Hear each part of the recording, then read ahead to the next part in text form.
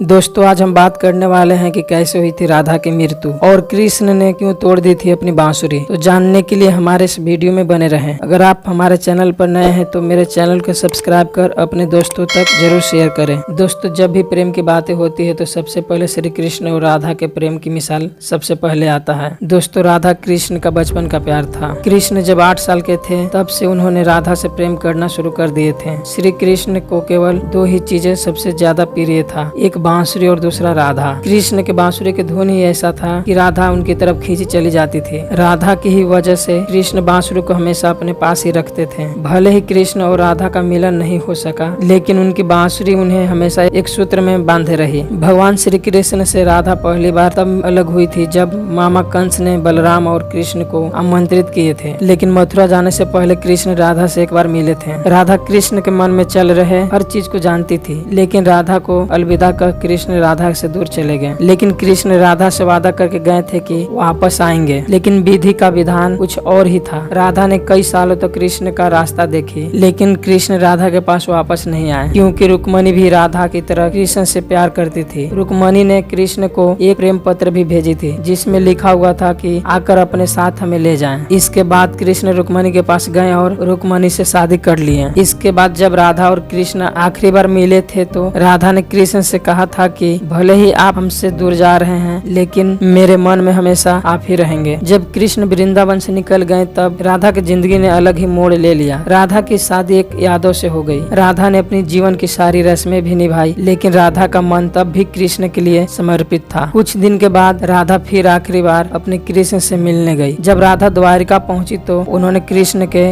रुक्मणी और सत्यभामा से विवाह के बारे में सुनी, लेकिन राधा दुखी नहीं हुई। जब कृष्ण ने राधा को देखा तो बहुत प्रसन्न हुए। दोनों संकेतों की भाषा में एक दूसरे से काफी देरी तक बातें करते रहे। कृष्ण की नगरी द्वारका में राधा को कोई नहीं पहचानता था। राधा के अनुरोध पर कृष्णा ने उन्हें महल में एक देविका के रूप में नियुक्त किए थे। राधा दिन भर महल में रहती थी और महल से जुड़े कार्य देखती थी और मौका मिलते ही कृष्ण के दर्शन भी कर लेती थी। लेकिन महल में राधा कृष्ण के साथ पहले जैसा जुड़ाव महसूस नहीं कर पा रही थी, इसलिए राधा ने महल से दूर जाने के लिए तय की। राधा ने सोची कि दूर जाकर दोबारा कृष्ण के साथ पहले जैसा गहरा संबंध बनाए, लेकिन राधा को नहीं पता था कि वह कहाँ जा रही है। लेकिन कृष्ण सब जानते थे। धीरे धीरे समय बीतता गया और राधा बिल्कुल अकेली और कमजोर हो गई। उस वक्त राधा को कृष्ण की आवश्यकता पड़ी और कृष्ण राधा के सामने आ गए। कृष्ण ने राधा से कहा कि तुम मुझसे कुछ मांगो, लेकिन राधा ने मना कर दी। कृष्ण के दोबारा अनुरोध करने पर राधा ने कहा कि आखिरी बार हम बांसुरी बजाते देखना चाहते हैं। कृष्ण ने बांसुरी ले ली और बेहद सुरीली धुन में बजाने लगे। कृष्ण ने दिन रात बांसुरी बजाई जब तक राधा पूर्ण रूप से कृष्ण में विलीन नहीं हो गई। बांसुरी की धुन सुनते सुनते राधा ने अपने शरीर को त्याग कर दी। हालांकि कृष्ण जानते थे कि उनका प्रेम अमर है, लेकिन वे राधा की मृत्यु को बर्दाश्त नहीं कर सके और कृष्ण ने अपनी बांसुरी को तोड़कर झाड़ी में फेंक दिए। इसके बाद से कृष्ण ने जीवन भर बांसुरी या कोई अन्य वादक यंत्र नहीं बजाए।